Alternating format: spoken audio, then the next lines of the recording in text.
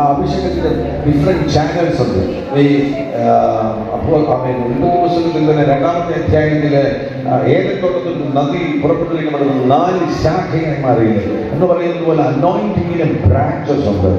അന്യഭാഷയിൽ സംസാരിക്കുമ്പോൾ different levels of different branches of anointing, അഭിഷേകത്തിന്റെ പല ശാഖകൾ നിന്നിലൂടെ പുറപ്പെടും. ഇതിനകത്ത് 1-2 കാര്യങ്ങൾ ഞാൻ പറയുന്നു. ഒന്ന്, നീ അന്യഭാഷയിൽ സംസാരിക്കുകയാണെങ്കിൽ പിടിച്ചെടുക്കുന്ന അഭിഷേകം വെളിപ്പെടും.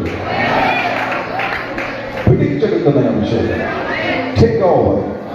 നീ അന്യഭാഷയിൽ സംസാരിക്കില്ല, നിരന്തരം സംസാരിക്കുന്നു, നീ നെയ്യാറ്റിൻകരയെ പിടിച്ചെടുക്കാൻ പോവുകയാണ്. Take over, take over, take over, take over.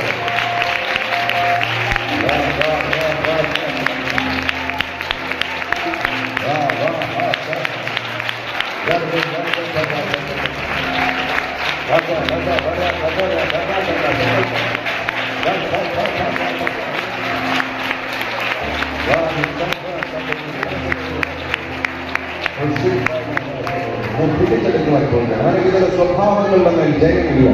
നിന്റെ ജഡത്തെ നിനക്ക് നിയന്ത്രിക്കാൻ കഴിയുന്നില്ല. അന്യഭാഷയിൽ സംസാരിക്കുമ്പോൾ ഈ പിടിച്ചെടുക്കുന്ന അഭിഷേകം വെളിപ്പെടുമ്പോൾ നീ ജഡത്തെ പിടിച്ചെടുക്കാൻ പോവുകയാണ്. ആ സ്ത്രീയെ പിടിച്ചെടുക്കാൻ പോവുകയാണ്. കോപത്തെ പിടിച്ചെടുക്കുവാൻ പോവുകയാണ്.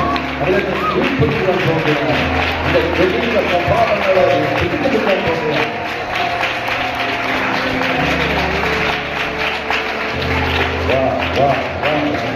പിടിച്ചെടുക്കുന്ന അഭിഷേകം നിനക്ക് കീഴ്പ്പെടുത്തുവാൻ കഴിയാത്ത ചില മേഖലകളെ കീഴ്പ്പെടുത്തുവാൻ പോവുകയാണ്. പിന്നെ അതിന്റെ ടെംപ്റ്റേഷൻ പോലും നിന്റെ അടുത്ത് വരാതെ വണ്ണം നീ അതിനെ കീഴ്പ്പെടുത്തുവാൻ പോവുകയാണ്. അതിനെ കുറ്റം പറയുന്ന സ്വഭാവമുണ്ട്, നീ അതിനെ പിടിച്ചെടുക്കുവാൻ പോവുകയാണ്. പിടിച്ചെടുക്കുന്ന അഭിഷേകമാണ്.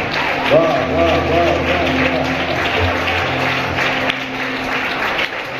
വാ.